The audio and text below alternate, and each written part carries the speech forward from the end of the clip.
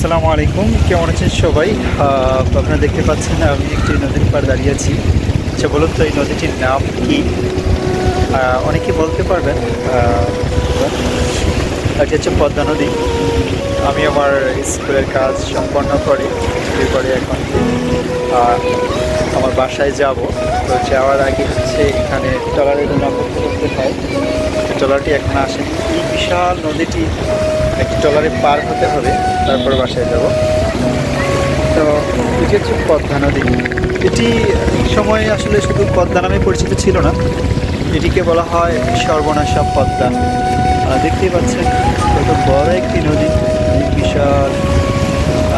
এই পার হচ্ছে চাঁদপুর, আর এই সাইডটা হচ্ছে শরীয়তপুর।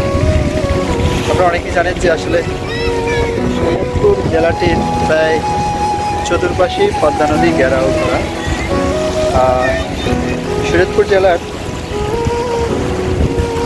পূর্ব পাশে পদ্মা নদী, তারপর হচ্ছে চাঁদপুর, আর উত্তর পাশে হচ্ছে পদ্মা নদী, এবার হচ্ছে মুন্সিগঞ্জ, আর পশ্চিম পাশেও পদ্মা নদী, সেটা হচ্ছে বিক্রমপুর, এবং দক্ষিণ পাশেও পদ্মা নদী, সেটার উপর হচ্ছে বরিশাল। তো এই পদ্মার মোহনায় বা চতুর্পাশে গড়ে উঠেছে আমাদের শরীয়তপুর।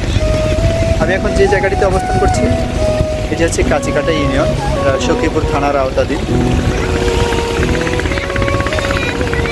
এখানে অনেক লোকজন এক সময় ছিল, সব মানুষের ঘর বাড়ি এই নদীর দিকে চলে গেছে।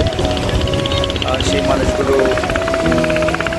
বিভিন্ন জায়গায় তাদের আবাসস্থল করে নিয়েছে থাকার জন্য। তো যাই হোক, ধন্যবাদ। আজকে সময় পাইলাম যে আপনার সাথে কি গল্প করলাম। ধন্যবাদ। সে